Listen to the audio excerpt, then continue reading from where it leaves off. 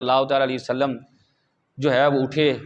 اور جو شہید ہوئے تھے ان کو دیکھنے لگے تو حضرت امیر حمزہ رضی اللہ تعالیٰ عنہ، یہ سرکار کے چچا ہیں، سرکار سے 6 ماہ بڑے تھے اور سرکار کے رضائی بھائی بھی تھے، یعنی جس لونڈی کا دودھ حضرت امیر حمزہ نے پیا تھا سرکار نے بھی پیا تھا، اور بچپن بھی اکٹھا گزرا تھا، تقریباً ہم ایج ہی تھے اور دوست بھی تھے۔ جب آقا کریم علیہ السلام نے حضرت امیر حمزہ کا مسئلہ دیکھا، کان کٹے، ناک کٹا اور کلیجہ نکلا ہوا دیکھا تو چھما چھم آنکھوں سے آنسو برسنے لگ گئے کہ یہ کیا ہے۔ یہاں تک کہ حضرت صفیہ تھوڑی دیر بعد آئیں، عرض کی یا رسول اللہ میں اپنے بھائی کو دیکھ سکتی ہوں؟ فرمایا پھپھی تو نہیں دیکھ سکتی، کیونکہ عورتیں مردوں کے مقابلے میں نرم دل ہوتی ہیں۔ عرض کی یا رسول اللہ ٹھیک ہے،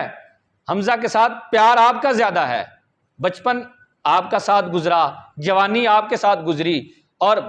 ایک اعتبار سے بھائی اور ایک اعتبار سے چچا ہیں، جب آپ محبت کے ساتھ دیکھ سکتے ہیں تو پھر میں بھی دیکھ سکتی ہوں، مجھے اجازت عطا فرمائے۔ پھر حضرت سیدنا مصعب ابن عمیر کو دیکھا، اور جب دفنانے کا معاملہ آیا تو حضرت صفیہ 2 چادریں سرکار صلی اللہ تعالیٰ علیہ وسلم کی بارگاہ میں پیش کرتے ہوئے کہنے لگی کہ یہ میرے بھائی کے لیے، یعنی حضرت امیر حمزہ کے لیے۔ آقا کریم علیہ السلام نے ایک چادر انہیں عطا فرمائی اور ایک حضرت مصعب ابن عمیر کو دی، اور جب دی تو آقا کریم علیہ السلام کی آنکھوں میں چھما چھم آنسو تھے اور فرمانے لگے مصعب ابن عمیر تو وہ تھا جس کی ماں ہر مہینے اسے نیا سوٹ دلایا کرتی تھی اور بہترین خوشبو استعمال کیا کرتا تھا، آج کفن کے لیے اس کے پاس چادریں بھی نہیں ہیں۔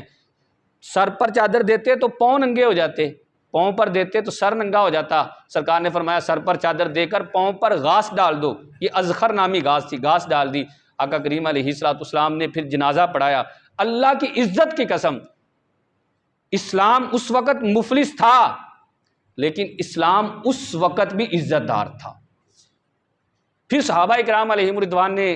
نماز جنازہ کی ادائیگی کی، واپس